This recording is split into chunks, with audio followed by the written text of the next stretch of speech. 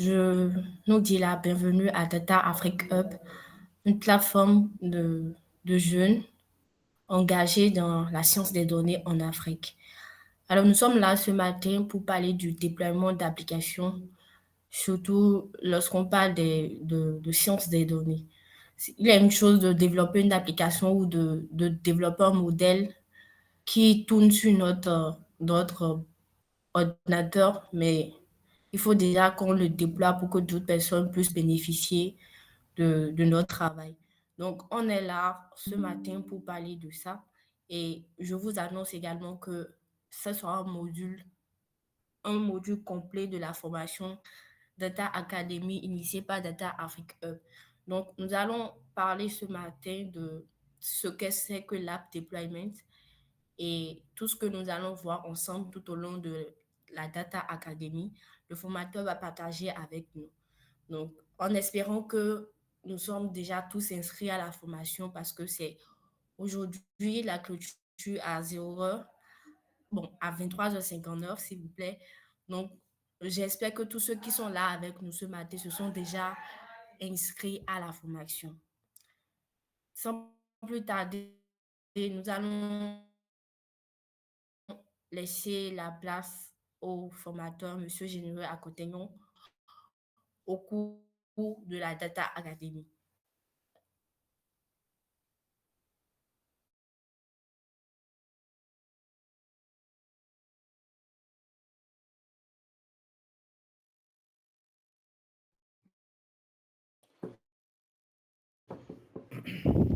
Bonjour à tous, vous me recevez? Très bien. Donne-moi un instant pour partager mon écran.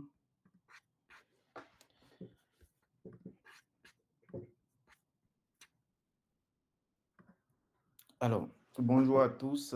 Moi, c'est Généreux à côté de nous et bon, c'est un plaisir pour moi d'être là avec vous aujourd'hui pour parler de ce module, comme l'a annoncé euh, Madame tout à l'heure, ce module qui va porter sur Data and Machine Learning Operationalization. Donc, dans ce module, essentiellement, nous allons voir comment on va construire et également déployer nos applications de machine learning. Nous allons voir aujourd'hui ensemble les challenges qui sont liés à cette activité qui est quand même un élément très important lorsqu'on parle de data science.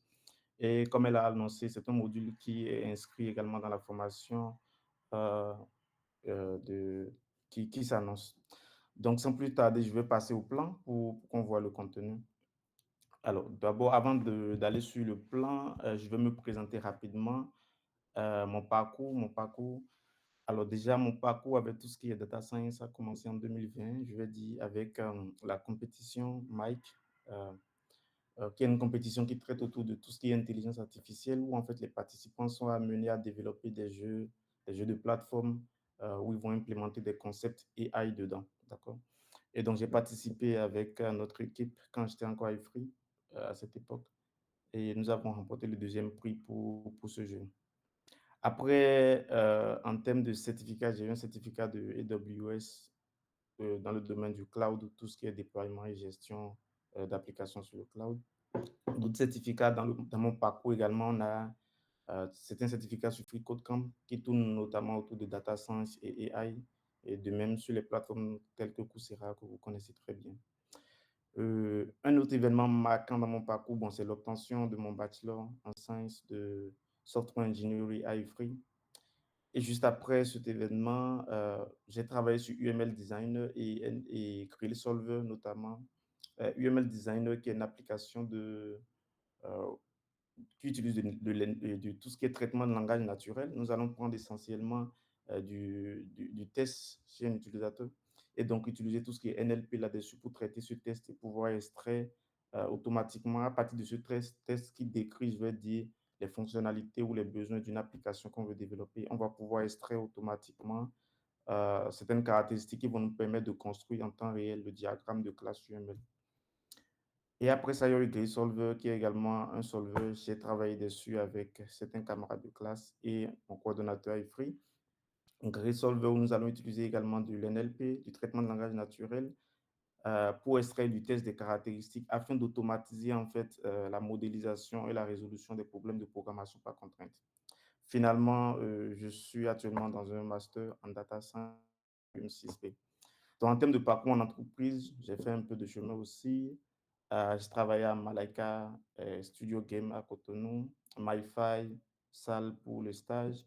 J'ai travaillé également pendant un court moment avec l'université UC Louvain sur certains projets et également à Market CC, qui est une fintech en fait, et tout récemment à Cyber Spectrum. Donc, en termes d'intérêt, moi, je suis intéressé par tout ce qui est traitement de langage naturel, machine learning et deep learning en général, et tout ce qui est extraction d'informations. Donc, nous allons voir le plan de cette formation qui ne va pas être trop technique, mais qui a pour objectif en fait de faire un focus sur le métier, de faire un focus sur tout ce qui est base, voilà, base pour tout ce qui est déploiement d'applications et on va en discuter pour voir, avoir rapidement un aperçu en fait de ce qui va arriver dans la formation. Donc, il y aura d'abord un élément de motivation. Nous verrons les objectifs en termes de déploiement. Nous verrons quelques exemples de déploiement. Nous allons résumer rapidement tout cela et voir les tendances globales du marché actuellement. Donc, pourquoi, en fait, tout ce qui est data MLOps, c'est si important, en fait, aujourd'hui? Alors, on va essayer de parcourir rapidement ces statistiques qu'on voit là. On sait que 85% des projets en Big Data en 2017, 87% des projets de sciences de données ne parviennent jamais en production, ce qui est quand même triste. Et on peut essayer d'expliquer rapidement en fait ces éléments-là par la qualité des données et les difficultés de mise en œuvre de ces modèles-là dans des... Donc, naturellement, on est amené à se poser ces questions-là. Pourquoi justement tant de projets échouent en termes de données? Alors, euh, un premier argument pour justifier cela, c'est qu'on va dire qu'il y a une absence de bonnes données. Et d'après des études menées en 2020 par l'International Data Corporation, on va voir que le volume de données adéquat en termes de qualité, justement, pour tourner nos projets d'apprentissage automatique reste le principal défi lorsqu'il s'agit de développer justement des projets euh, de, de science de données. Et une autre raison qui va nous permettre de justifier cet échec, on va dire également qu'on a une absence de bon talent, ou on ira également vers la troisième raison, on va dire qu'on a carrément un échec au niveau des déploiements. Et donc, à ce niveau-là, selon un article Forbes de 2020, seulement 15% des grandes entreprises vont réussir en fait à passer le modèle d'IA sur lequel les équipes ont travaillé en interne en production. Et bien souvent, il existe un écart entre ceux qui développent ces modèles-là, c'est-à-dire les data scientists, data engineers, toute l'équipe qui bosse dessus, et ceux qui seront chargés justement de mettre, euh, de mettre ces modèles-là en production, de les monitorer, de les suivre, de les maintenir. Donc, il y a justement cet écart-là. Il y en a qui vont se concentrer sur tout ce qui est entraînement, et voilà. Et on va confier en fait le déploiement à carrément une autre équipe qui n'a pas les mêmes compétences.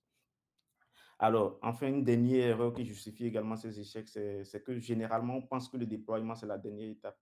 Pareil pour toute application web, enfin, dans le domaine du développement web classique. Bien souvent, le déploiement, c'est la dernière étape. Lorsqu'on a fini de développer l'ensemble des modèles, on va passer simplement ces modèles en production. On se dit que c'est la dernière étape. Cependant, le travail ne s'arrête pas là. Imaginez simplement qu'en temps de Covid, en fait, on déploie un modèle pour une compagnie aérienne et ce modèle-là permet justement à cette compagnie aérienne de pouvoir prédire, je vais dire, le nombre de personnes qui vont acheter de tickets ou ce genre de trucs. Mais ce modèle-là était en production bien avant Covid. Après, Covid arrive. Naturellement, on est en confinement, il y a très peu de personnes qui vont sortir. Imaginez si on continue en fait à utiliser ce modèle toujours pour faire notre prédiction. Donc, bien évidemment, ce modèle-là ne sera pas précis parce qu'après le déploiement, on n'a pas pensé à actualiser ces données et à faire évoluer ce modèle pour s'adapter justement à la réalité et à la situation qui se pose actuellement. Et donc, voilà, il y a autant de raisons qui justifient justement ces échecs-là. Donc, si on va résumer rapidement, c'est qu'en réalité, on a tendance à traiter les projets de sciences de données comme des projets de développement logiciel. Et au lieu de cela, je pense que la meilleure approche serait de combiner le cycle de vie dans le domaine de la data science pour avoir une collaboration agile et pouvoir donc créer une pipeline entre en fait, les projets lorsqu'ils sont en phase de développement et lorsqu'ils rentrent dans le cycle de déploiement. Et donc, ici, nous avons le processus classique des projets de data science. Nous allons voir que dans une première, euh, tout d'abord, il faut déjà définir quoi? L'objectif de notre étude. Après cela, on va collecter et préparer la donnée. On va transférer cette donnée-là. Et donc, les équipes data scientists, tous ceux qui seront au niveau de l'entraînement vont essayer de faire cet entraînement, d'évaluer ce modèle. Et donc, par la suite, si on a naturellement des résultats pour lesquels on est d'accord, assez satisfaisants, on va passer au niveau de la phase de déploiement et mettre ce modèle-là en production. Et comme on l'a dit tout à l'heure, il ne faut pas penser le déploiement comme la dernière étape. Donc, il faudra faire quoi? Le tracking de ces modèles-là. Et donc, afin de faire évoluer justement ces modèles-là lorsqu'ils sont en production. Et donc, dans le cadre de cette formation qu'offre euh, Data Afrique Hub, ça va être justement le dernier module. Et c'est l'objectif de ce module, de faire un focus beaucoup plus sur le déploiement, le tracking, parce que les autres modules nous parlent déjà de data analysis, data science, machine learning, je pense que vous avez vu dernièrement, pour ceux qui étaient. Et donc, ce dernier module très important quand même vient compléter totalement la formation pour qu'on puisse voir comment passer effectivement ces modèles en production et s'assurer quand même que, bon, ils tournent très bien et pour le mieux en fait. Et voilà, je disais, comme c'est l'objectif de ce module. Donc, en termes d'objectifs d'apprentissage, nous allons voir ensemble dans ce dernier module, en fait, comment on peut faire le déploiement des modèles et dans un second temps, comment faire le monitoring. Et lorsqu'on va parler de déploiement, en fait, on va voir les différentes façons, en fait, trois grandes façons de pouvoir faire le déploiement de ces modèles-là. Dans un premier temps, nous allons voir comment on peut tout simplement prendre un modèle sur lequel on a travaillé et le mettre dans une application web, simplement. Donc, dans un second temps, nous allons voir comment on va déployer ce modèle-là comme un service, c'est-à-dire comment on peut injecter un modèle qu'on veut passer en production, d'accord, dans une API, par exemple.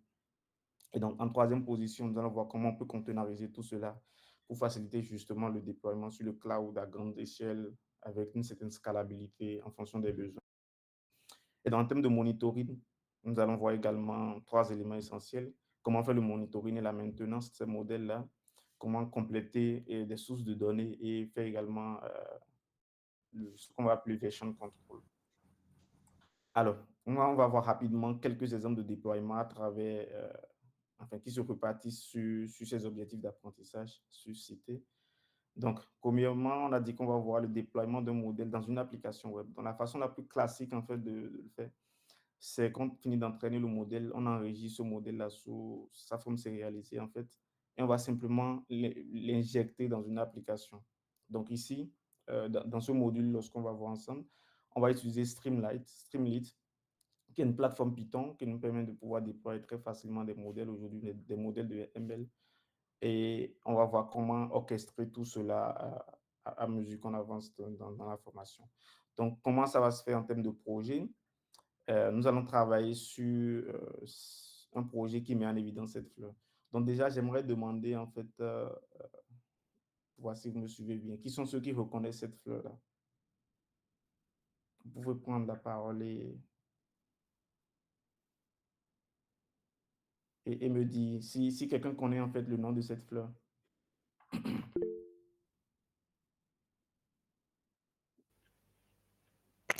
Oui, c'est la fleur d'iris. Très bien, c'est la fleur d'iris. Et je pense que si on est ici, on connaît tous cette fleur parce que c'est comme le Hello World de tout ce qui est machine learning. On a une fois au moins déjà travaillé avec pardon, on a une fois déjà travaillé avec ces datasets. Donc, pour voir cette illustration de déploiement dans des applications web, on va bosser sur un projet qui met en évidence cette fleur-là.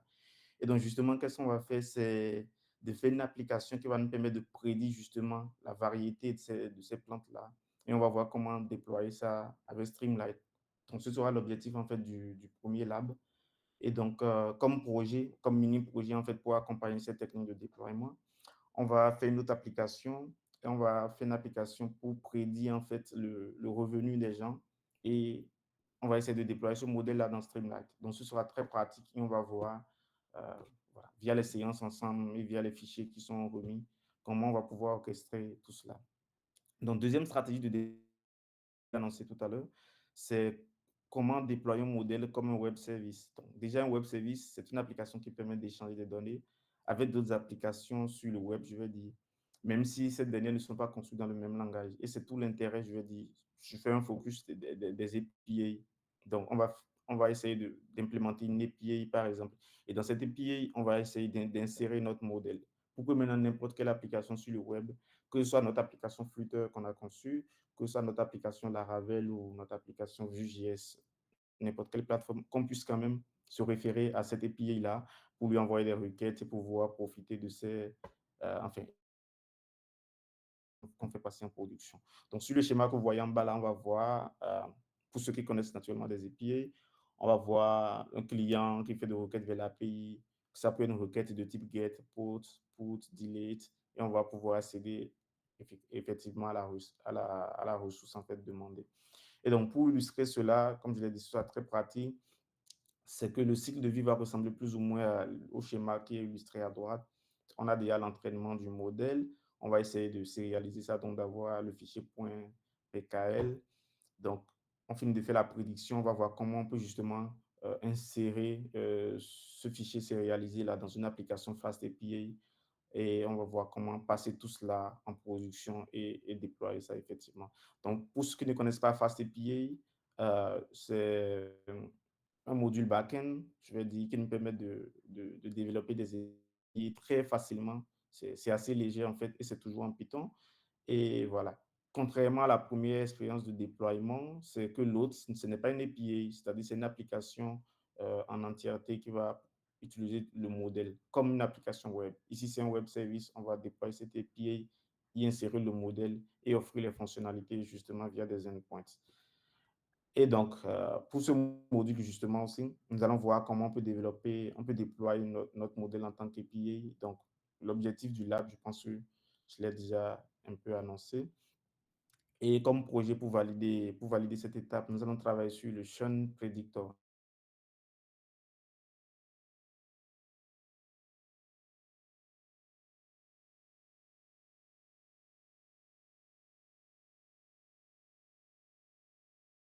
Réseau là, par exemple, c'est de savoir qui sont les clients, par exemple, qui vont bouger à la fin du mois, ou bien dans 2 mois, dans 3 mois. C'est ce qui est difficile pour eux quand un client bouge, difficile de revenir. Donc, le churn, c'est de prédire le départ ou la perte de clients.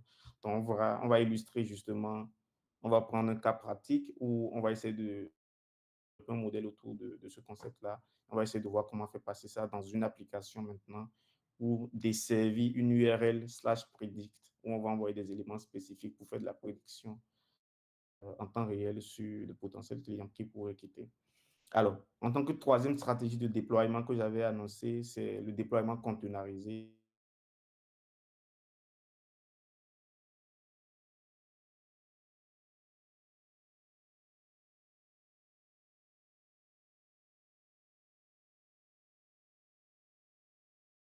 On peut créer ces conteneurs, les manipuler, on va voir Docker correctement. Et donc, on va prendre juste les projets, tout ce qu'on a fait précédemment. Ça va être assez facile. Comment les mettre maintenant dans les conteneurs Docker pour pouvoir les déployer de façon plus flexible, je vais dire, sur des serveurs. Et donc, en termes d'objectifs et compétences, ce qu'on va voir dans ce module-là, ce soit la création d'un service Fast API, comment containeriser Docker et comment les déployer en tant que service containerisé, justement. Voilà. Donc, pour terminer également ça, je pense qu'on va reprendre en fait le Lab 2 et compléter ces fonctionnalités de Docker et de même que le projet précédent qui va faire office du projet 3. Ici, il y a un typo, enfin, typo, c'est une petite erreur en fait. Voilà un peu. Donc, maintenant, en termes de monitoring, déploiement et monitoring, si vous m'avez bien suivi dans l'introduction, une des difficultés aujourd'hui, c'est de penser le déploiement comme, enfin, la fin en fait du processus, mais la fin de vie du modèle. Et c'est justement l'erreur qu'il ne faut pas faire. Et si vous suivez bien la présentation jusque-là, il semble que ce soit justement l'erreur qu'on est en train de réaliser nous aussi. Alors, donc, la distribution des données, des caractéristiques peut changer à travers le temps. C'est pour dire quoi? Lorsqu'on passe un modèle justement en production qui fonctionne, j'ai pris l'exemple du réseau télécom, enfin, des défis auxquels sont soumis les gens dans le domaine de la télécommunication aujourd'hui, c'est de dire qu'à des moments donnés, ils peuvent perdre des clients. Ou si on prend aussi l'exemple de la compagnie aérienne, pour la prédiction, des événements peuvent changer. Beaucoup de choses évoluent. Covid survient, ce n'est pas la même chose s'il n'y avait pas Covid. Il y a MTN qui fonctionne, un nouveau réseau s'installe, ou bien il y a d'autres forfaits qui sont euh, enfin, vendus par d'autres concurrents. Ce n'est pas les mêmes choses. Donc, des modèles en prédiction, en production, pardon, qui marchent, peuvent amener en fait à commettre des erreurs ou à perdre en termes de précision dans le temps. Et donc, justement, quels sont ces éléments-là qui peuvent faire que un modèle en production peut perdre en performance? C'est déjà des événements externes ou bien des sources de données qui se rajoutent, mais qui ne suivent pas du tout les mêmes tendances que les données qui avaient été utilisées pour l'entraînement. Ou bien il y a un changement sur le marché, ou bien un changement également dans le comportement des humains, tout simplement. Donc, tous ces éléments, c'est autant de facteurs qui vont entraîner la dégradation de la performance de nos modèles une fois qu'ils sont en production. Et donc, une certitude, c'est que la performance de nos modèles avec le temps peut se dégrader ou va se dégrader. Et le challenge, justement, c'est quoi? C'est d'être au courant de ces changements-là et de pouvoir apporter les corrections nécessaires qu'il faut sur les modèles pour garder toujours en termes d'efficacité et de productivité. Donc, ce changement, je pense, c'est ce qu'on va appeler le modèle drift.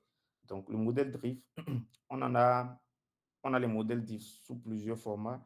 C'est-à-dire qu'avec le temps, par exemple, nos labels ou bien les futures qu'on utilise pour notre modèle, leur distribution peut changer, justement. Donc, je prends l'exemple que vous voyez sur cette image-là. C'est qu'à la base, on est dans un problème de classification et le modèle qui est passé initialement en production,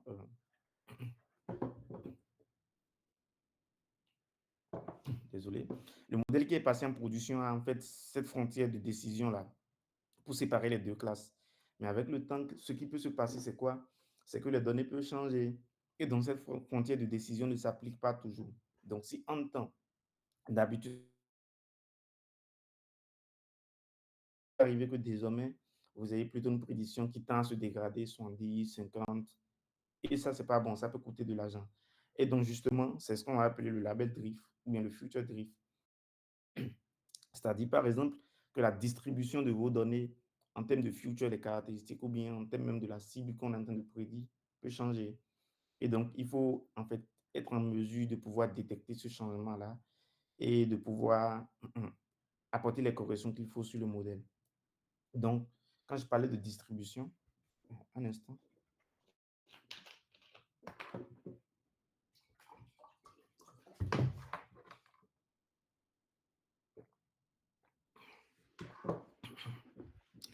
OK, quand je parlais de distribution, en fait, on va supposer par exemple que dans ce réseau de télécom, on a une caractéristique peut-être consommation du client qui avait cette distribution-là en gris initialement et qu'avec le temps, désormais, cette distribution-là change.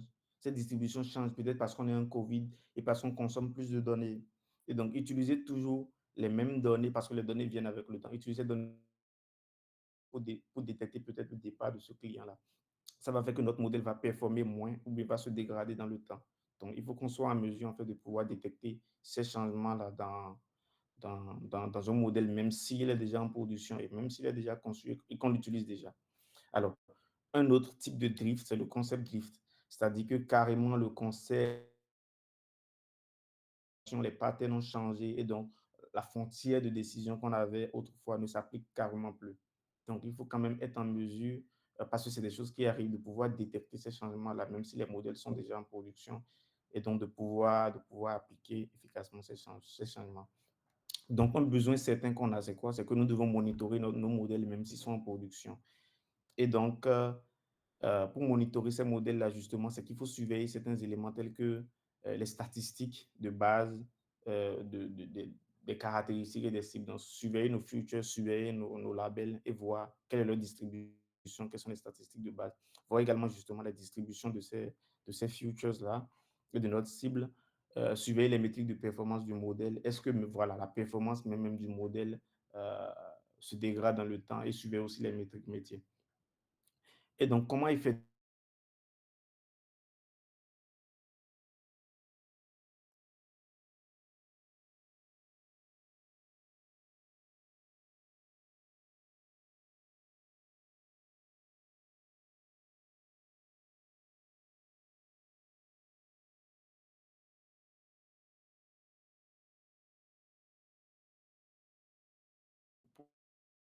modèles-là lorsqu'ils sont pour pouvoir justement faire ce qu'on a dit ici, genre surveiller ces 4 éléments, à savoir la performance du modèle, les caractéristiques et d'éventuels changements.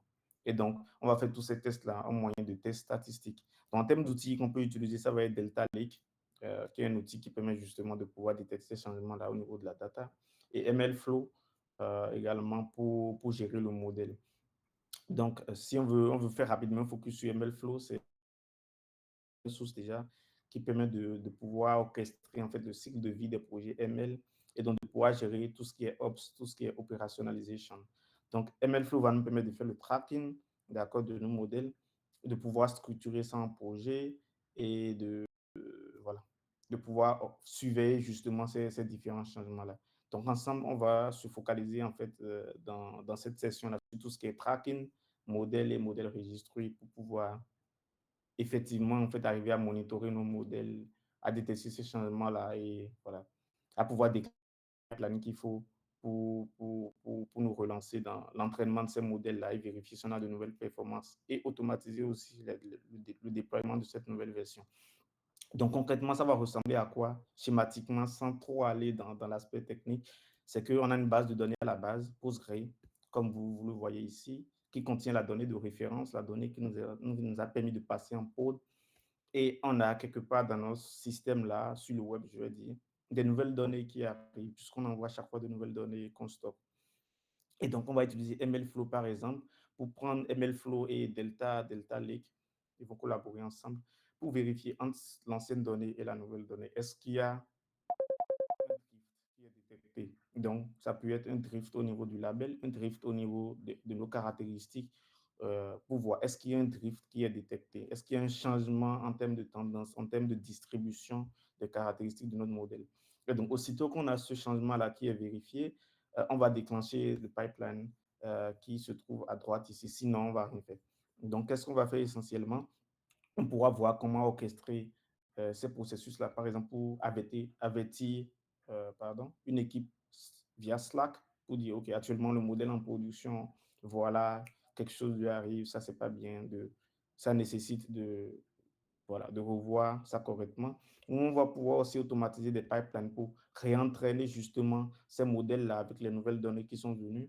Alors, modèle-là pour voir. Voilà. Est-ce que maintenant on a plus de précision? Voilà. Si on n'a pas plus de précision, naturellement, on ne va pas exploiter cette nouvelle version, on ne va pas la déployer. Donc, pouvoir faire cette pipeline de réentraînement de modèles, c'est réalisé, c'est-à-dire enregistrer notre modèle sous ce format-là. Et enfin, ça, S3 Bucket, c'est pour Amazon. Et donc, à cette couche-là, voir comment la redéployer tout simplement pour que ce modèle passe de nouveau en production. Et à ce niveau-là également, on va avoir un Lab 3 et également un projet qui va accompagner ce module. Donc, pour faire rapidement un résumé, c'est ça, voilà les différentes façons que nous allons voir d'aborder ici le déploiement de ces modèles. Donc, on va partir tout doucement, tout simplement. Dans les autres modules, vous aurez déjà vu comment faire de la data science, l'analyse de données, comment pouvoir travailler avec des modèles de ML. On va se reposer un peu sur l'output des modules précédents. Et en prenant ces outputs-là, justement, on va voir comment on peut tout simplement mettre ça dans une application à la base. Après, on va monter légèrement le niveau, comment passer ça sous forme de web service en utilisant Fast API ici. On va voir comment on peut utiliser Docker et pourquoi pas Kubernetes pour orchestrer le déploiement containerisé sur le cloud avec la scalabilité, la montée en charge, comment on peut gérer ce genre de trucs-là également. Et pour terminer, nous allons utiliser les modules comme MLflow pour pouvoir orchestrer la détection, le monitoring de nos modèles et voilà, l'amélioration de ces modèles-là lorsqu'ils sont en production. Et donc, pour terminer rapidement, toujours pour la motivation en termes de tendance, c'est que si on cherche rapidement MLOps, parce que tout ce qu'on a dit, c'est une partie de MLOps, c'est bien plus dense. C'est une partie de MLOps, comment opérationnaliser, comment faire le déploiement de tout ce qui est modèle de machine learning. Donc, si on fait une petite recherche à travers le temps, en ce qui concerne l'intérêt par rapport à ce sujet-là, de 2004 à nos jours, on voit que l'intérêt à tout ce qui est MLOps ne cesse de grimper, en fait. Donc, c'est aujourd'hui un élément très important puisqu'on est à l'aide de tout ce qui est AI. On développe de plus en plus de modèles en Afrique, un peu partout dans le monde. Je pense que tout le monde, on est à l'aide de la course des intelligences artificielles. Et donc, ce domaine-là est un domaine très intéressant parce qu'il ne suffit pas de déployer nos modèles, de les garder en local sur notre ordinateur. Il faut bien pouvoir faire passer ces modèles-là efficacement en production et éviter de penser que c'est la dernière étape. Donc, avoir également les astuces pour monitorer ces modèles-là et s'assurer de la suivi, de l'efficacité, de la productivité à long terme, justement, de ces modèles-là. Et donc, c'est des tendances qu'on a eues grâce à Google Trends. Vous pouvez aller dessus et ça va vous donner pas mal des tendances par rapport aux mots-clés. Donc, si on regarde également les intérêts de MLOps par région, on va voir qu'en Amérique, en Asie, en Europe, ils sont un peu avancés sur le sujet. En Afrique, un peu moins, il y a le Maroc, le Nigeria, si je ne me trompe, voilà, l'Afrique du Sud, si je suis un bon géographe, qui s'intéresse pas mal à la chose. Mais on voit que globalement, en Afrique, ce n'est pas encore un élément qui est trop répandu. Donc, je pense justement que c'est un moment d'apprendre et d'acquérir de la connaissance, de la compétence par rapport à ce sujet-là qui se révèle très intéressant. Donc, c'est autant d'éléments de motivation pour pouvoir s'inscrire dans cette formation et donc pouvoir voir ces modules ensemble. Et voilà. Donc, merci pour votre attention. J'espère que ça vous aura motivé et que on se retrouvera tous ensemble dans la formation. Merci. Merci beaucoup, monsieur Akoteyon. C'est pas, j'avais vu une main levée. On va prendre les questions. Et si vous avez des questions, je vous demanderai de juste lever vos mains pour qu'on puisse prendre les questions, soit de vous les laisser dans le... Bon. Ok, il y a Peter qui a levé la main. Donc, je vais laisser la parole à Peter pour qu'il puisse poser sa question.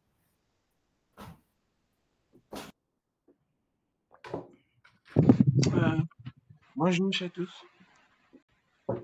Bonjour.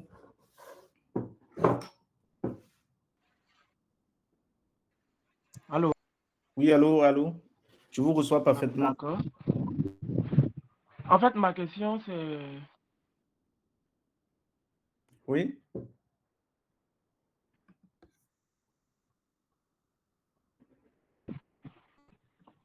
Ma question, c'est de savoir si tout ce que vous avez expliqué, la formation est destinée à qui exactement? Ceux qui s'y connaissent déjà ou bien ceux qui désirent se former dans tout ce processus avec ces modèles, tout ça. D'accord. Alors, je vais essayer d'apporter un élément de réponse à cela. La modératrice pourra éventuellement compléter. Je ne pense pas que cette formation soit destinée à ceux qui s'y connaissent, puisque, comme on l'a dit là, c'est juste une partie du MLOps, en tout cas le module que je vais gérer, et la façon dont les notebooks, les projets, les éléments sont conçus.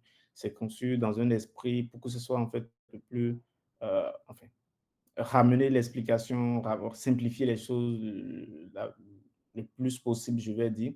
Donc, vous allez voir que cela s'explique également dans la façon dont c'est structuré.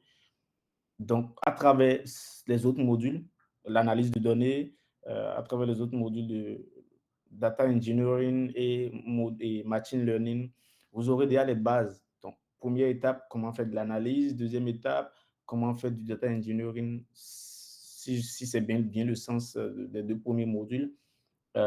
Troisième étape, comment faire des modèles de machine learning avec mon collègue Dossé Désiré qui est passé samedi passé. Donc, il va voir tout cela avec vous, comment implémenter tout cela de la base jusqu'à avoir un truc qui peut passer en production. Et donc, l'intérêt de ce module, ce ne sera pas de développer forcément, de redévelopper encore ces modèles-là, parce qu'avec les autres instructeurs, vous aurez déjà vu comment développer ces modèles. Donc, on va juste prendre ces modèles-là. Et donc, les premiers modules seront très light, assez légers. On va juste prendre ces modèles-là, voir comment est-ce qu'on peut les ajouter tout simplement à Streamlit, par exemple, qui est une application très facile. En fait, ça a été choisi pour sa simplicité en termes de déploiement. Comment faire ça? La même chose sur Fast API également, qui est très simple en termes de prise en main. C'est assez intuitif, ceux qui ont conçu ce framework-là. Donc, si vous faites ça déjà FastAPI, vous pourrez le faire sur d'autres applications ou bien d'autres frameworks, Flask ou d'autres plus compliqués. Donc, on a vraiment fait le choix des outils qui sont très simples en termes de prise en main pour pouvoir juste voir comment effectivement dépasser cette phase de déploiement.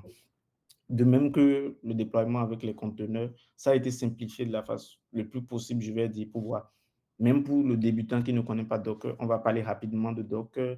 Voilà les principes de base. Nous n'irons pas dans tous les détails, mais ce qu'il faut vraiment pour atteindre cet objectif en termes de conteneurisation des modèles avec Docker. La même chose pour MLflow, qui peut s'avérer un peu complexe, mais c'est simplifié et on y travaille toujours pour que ce soit présenté de la façon la plus simple possible en termes de prise en main. Pour, voilà. Donc, pour répondre enfin, en une phrase ou deux, non, je pense que c'est simplifié pour un niveau débutant pour qu'on puisse prendre en main justement ces différentes technologies-là. Et ce sera à vous, dès que vous avez tout ce qu'il faut, si vous voulez passer à d'autres niveaux, parce que dans cette présentation, il y a des éléments qui ont été laissés de côté. Voilà. Maintenant, vous avez l'information, c'est ce qu'il faut, de pouvoir creuser, de pouvoir lire plus et de pouvoir atteindre d'autres paliers. Donc, je ne sais pas si cela répond à votre question. Oui, oui, merci beaucoup. Merci. Ok, merci beaucoup, monsieur Akotayon, pour la réponse. Je ne sais pas s'il y a d'autres personnes qui ont des questions, surtout par rapport à la présentation, ce qui a été présenté. Vous avez des questions. Si même vous avez déjà développé des modèles et vous n'avez pas pu le déployer, c'est le moment de poser vos questions et le formateur pourra mieux renchérir lorsqu'on sera dans la Data Academy, peut-être avec des projets qui vous concernent. Donc, je ne sais pas s'il y a d'autres questions. Si vous ne voulez pas parler, vous pouvez laisser les questions dans le chat du Meet.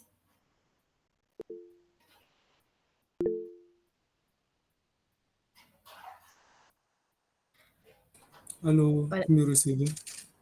Oui, Euh, Bonjour, vous me recevez?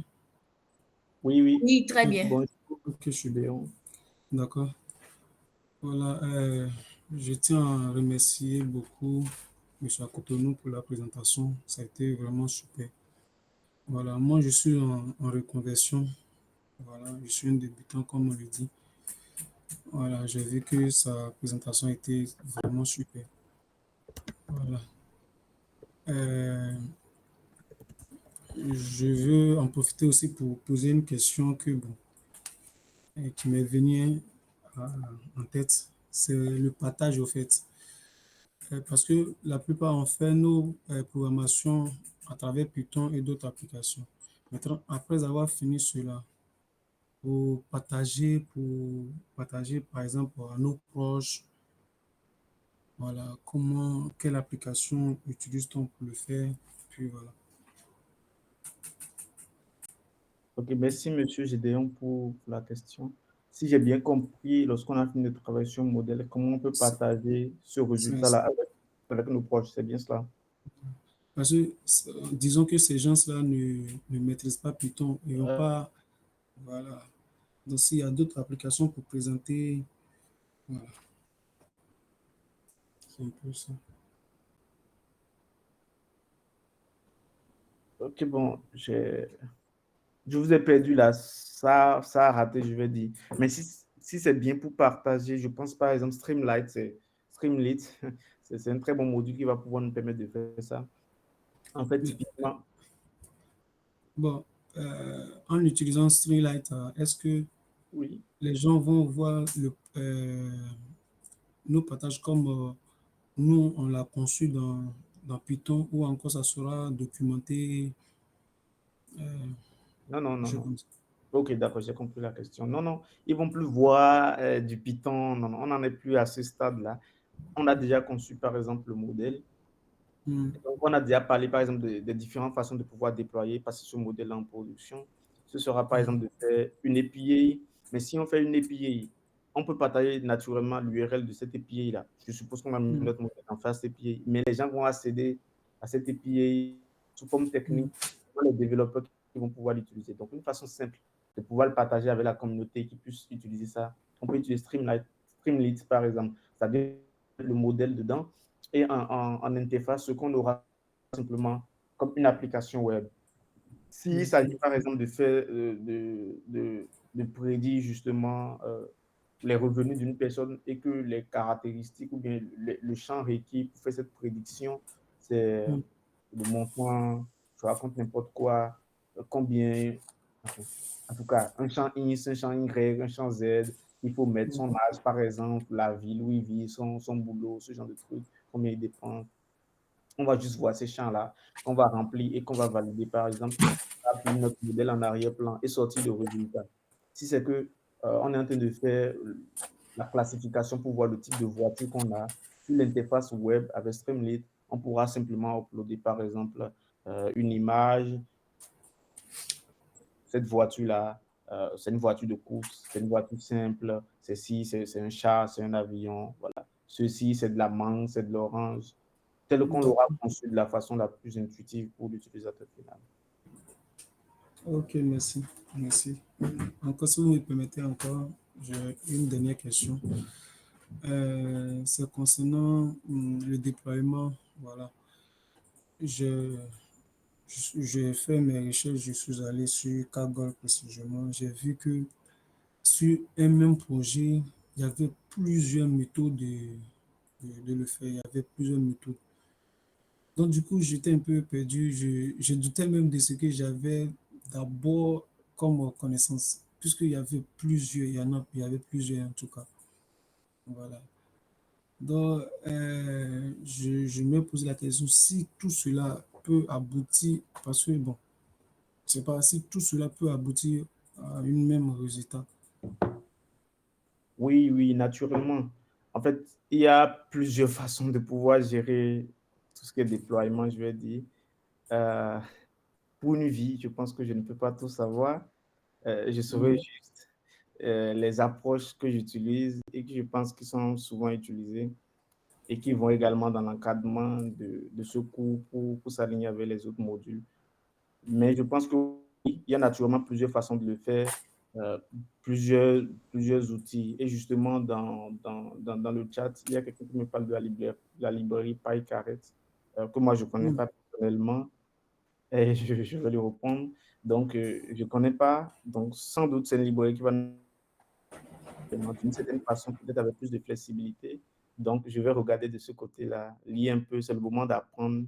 Après tout, c'est du partage et naturellement. Donc, ce que vous avez lu, si c'est sur Kaggle, ce n'est pas forcément faux.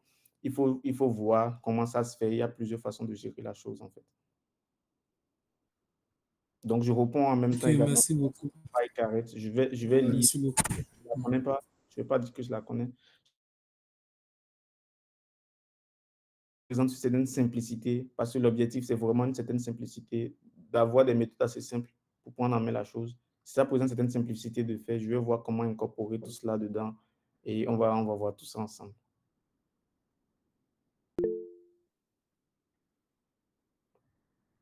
Oui, monsieur Abel. Alors, encore une fois, merci pour votre présentation. Et c'était vraiment très clair. J'avais une course rapidement, mais j'ai dû laisser tomber pour suivre ça. J'aimerais demander, on a beaucoup parlé de déploiement, on a beaucoup parlé d'applications web et de serveurs qui en back-end forcément. Donc, ce que j'aimerais demander, par exemple, si on veut déployer un modèle sur un, on va dire un device de petite taille, c'est-à-dire un téléphone, si je veux déployer mon modèle de machine learning sur un téléphone, comment je m'y prends? Est-ce qu'il existe en fait des librairies qui me permettent de faire ça? Et je suis un peu sur le sujet actuellement et j'aimerais en fait avoir plus d'éclaircissement là-dessus. Ok, oui. Vous voulez déployer un modèle Qui va tourner sur un téléphone portable. qui va tourner sur un téléphone portable. Oui, d'accord. Bon, c'est le genre de truc que je n'ai pas encore expérimenté personnellement, mais j'ai lu dans la littérature, par exemple, qu'il est possible, si vous avez une application Flutter, par exemple, de pouvoir déployer ce modèle-là dans des applications Flutter, donc dans des applications mobiles, voilà, donc ils vont pouvoir tourner sur le téléphone portable. Naturellement, ça va dépendre qu'est-ce que votre modèle y fait. Vous n'allez pas déployer des choses comme GPT, même si vous avez le modèle là sur un téléphone portable. Donc, s'il est assez light et qu'il peut tourner sur un téléphone portable par rapport aux ressources que ça va nécessiter, par rapport aux spécificités, enfin, si ça peut tourner sur ce type de device là, oui. Par exemple, dans une application Flutter, on pourra le faire. On pourra le faire. Donc, je pense qu'il faudra juste faire la recherche là.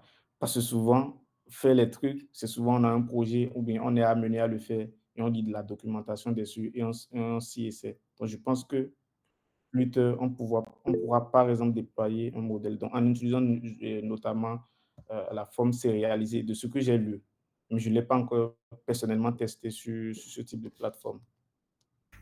Mais c'est Ok, bien, c'est autant d'éléments. Je vais voir la librairie PyCaret et si et également ce type de déploiement. Personnellement, j'y ai pensé, comment incorporer ça dedans, mais faute de temps, je me suis dit, OK, je vais aller sur le web principalement, mais je vais faire des recherches dans ce sens.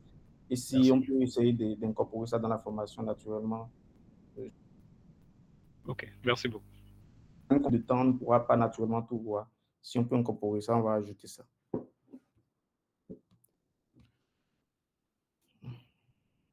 Oui, Prince, oui, vous avez la parole. Bonjour, vous m'entendez? Oui, je vous reçois très Ok, ok, merci beaucoup pour la présentation. C'est ma première fois de participer puisque pour les autres jours, j'ai pas eu le temps de participer. Donc du coup, je crois que je manquais beaucoup d'informations, surtout concernant la formation même en général. Comment on fait pour participer, s'il y a des modalités et tout ça. Ok, merci. OK, bon. Est-ce que je vais laisser la coordonnatrice donner plus de détails et si je peux faire un complément par la suite? Tu veux bien nous aider? Ok. Merci. Bonjour, Prince. J'espère que vous allez très bien. Donc, Data Academy, c'est une formation de 3 mois lancée par Data Afrique Hub et qui prend fin aujourd'hui à 23h59. Donc, je tiens vraiment à le souligner. Si vous n'êtes pas encore inscrit, après cette séance, veuillez vraiment vous inscrire parce que les inscriptions finissent aujourd'hui. Donc, c'est une formation de 3 mois, où on va parler de data engineering, de data analyse, de machine learning et de déploiement d'applications data. Donc aujourd'hui, c'est notre webinaire où on explique tout ce on aura à faire dans la partie déploiement d'applications data au cours de la formation. Nous avons eu 3 autres webinaires où les formateurs de la Data Academy nous ont présenté tout ce qui sera fait et tout ce qui tourne autour du métier de la data engineering, de la data analysis et de machine learning. Donc, la formation va durer 3 mois. Il y aura des sessions de cours, des sessions d'exercices. Et je crois que c'est tout ce que je peux dire. On commence déjà dès la première semaine de la deuxième semaine de mai, pardon. Donc, je ne sais pas si je vous ai fourni assez d'informations, mais vous pouvez aller sur LinkedIn, sur notre page Data Afrique Hub, pour pouvoir beaucoup plus lire sur la formation. Le formulaire aussi, pour pouvoir beaucoup plus lire parce qu'il y a beaucoup de détails qui ont été donnés sur le formulaire. Donc, n'hésitez pas à aller sur le formulaire, à lire ce qu'on a écrit. Et si vraiment vous êtes d'attaque, vous vous sentez disponible et prêt pour vraiment mouiller le maillot pendant 3 mois, n'hésitez pas à vous inscrire et faites-le vraiment très vite parce qu'on finit aujourd'hui avec les inscriptions. Donc, je ne sais pas si c'est bon. Prince, vous avez Oui, répondu à votre question. merci beaucoup pour votre réponse. Donc la question principale, c'est gratuit ou bien c'est payant? Non, elle est gratuite, la formation. Ah d'accord, merci beaucoup. Oui.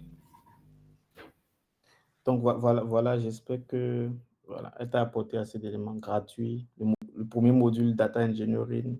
Donc, je pense, si tu n'étais pas là, essentiellement, ils vont parler de SQL, Python, gérer les bases de données, NoSQL, et pouvoir parler également de quelques outils Big Data, je pense. Donc, dans le module de Data Analysis, euh, Analysis, en tout cas, vous verrez tout ce qui est statistique, descriptif, traitement de données avec Pandas, des librairies telles que Matplotlib, Seaborn, comment faire de l'exploration de données en quelque sorte. Et l'avant-dernier module, le module de machine learning. Donc, vous allez voir les bases du machine learning, voir tout ce qui est modèle de régression, de classification, apprentissage non supervisé, clustering. Vous verrez avec l'instructeur comment effectivement déployer ces éléments-là. Et pour terminer la course, on va parler enfin, sur la présentation qui est passée aujourd'hui, donc tout ce qui est déploiement. Donc, comment consolider tout ça, comment utiliser les outputs de ces modèles-là et donc pouvoir les déployer enfin, pouvoir les faire passer effectivement en production. Donc voilà un peu. Pour te donner une idée, en fait, c'est 4 modules pour te donner une idée de l'enchaînement. Donc je ne sais pas s'il y a d'autres questions. J'aimerais ajouter que, Prince, vous pouvez avoir les autres webinaires que nous avons eu à faire durant tout le mois d'avril sur notre chaîne YouTube Data Afrique Hub. Donc, n'hésitez pas à aller voir aussi tout ce qui a été dit sur la formation et sur les modules qui seront développés au cours de la formation. Malheureusement, je ne vois pas le chat du Meet parce que j'ai un problème de connexion qui tourne depuis. Donc, je ne sais pas s'il y a de questions, mais normalement, on finit aussi dans 5 minutes. Donc, s'il n'y a vraiment pas je ne sais pas s'il y a de questions dans le chat auxquelles on peut répondre très rapidement parce que je ne le vois pas. Donc, je vais Oui, demander à M.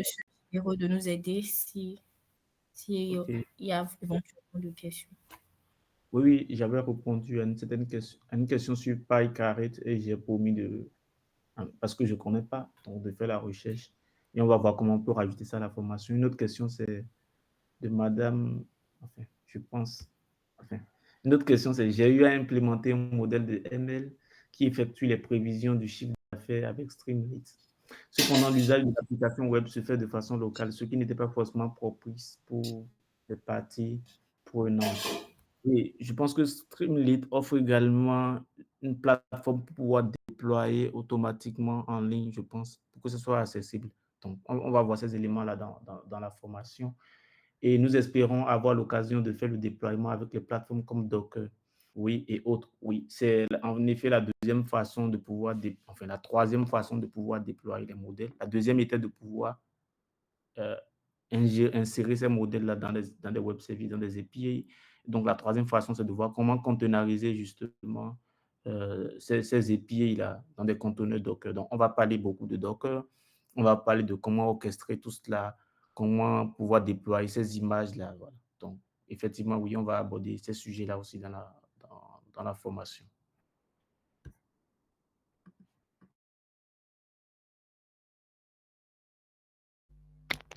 D'accord, ok, merci à vous pour la présentation, ça a été super et merci pour votre initiative.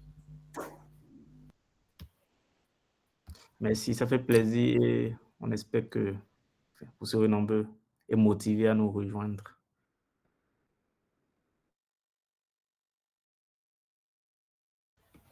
Ok, je ne sais pas si c'est bon avec les questions. Monsieur Généreux, on va vraiment clôturer. S'il n'y a plus de questions dans le chat, on va clôturer et on va inviter tous ceux qui sont encore surtout avec nous ce matin et qui ne se sont pas encore inscrits pour la Data Academy. Vraiment, n'hésitez pas à le faire. Vous n'avez que quelques heures devant vous. N'hésitez pas à vous inscrire. Nous allons passer je ne sais pas comment je dirais, de merveilleux moments en data ensemble. En tout cas, pour tous les amoureux de la data, nous allons vraiment passer de bons moments à apprendre sur le sujet. Donc, allez-y, inscrivez-vous et on se donne rendez-vous en mai pour démarrer la formation. Allô, Oui, voilà. C'est juste pour savoir, est-ce que vous avez des notifications de ceux qui font l'inscription? je n'ai pas compris votre question. Je demandais si vous recevez des notifications de ceux qui font l'inscription. L'inscription pour la formation? Oui. Ok, on a une base de données qui recense tous ceux qui se sont inscrits pour la formation. Donc, je ne sais pas si ça répond déjà à votre question. Oui, c'est bien ça, mais il serait bien je sais pas, de partager quoi. Parce que tu peux t'inscrire, mais bon, il peut y avoir quelques erreurs et puis vous Ok. voyez un peu. Donc, si vous Bon, envoyez une liste sur la plateforme, voilà, ça sera bien en tout cas. ok. Peut-être ce qu'on ne Parce vous que a pas dit, c'est que s'il y la a formation est sélective. Tout le monde s'inscrit, mais tout le monde oui, ne sera pas retenu. Ceux qui je, seront retenus je sais, seront contactés je sais la bien. première semaine de mai. Je sais bien, mais pour le moment, comme par exemple, si vous partagez ceux qui sont déjà inscrits,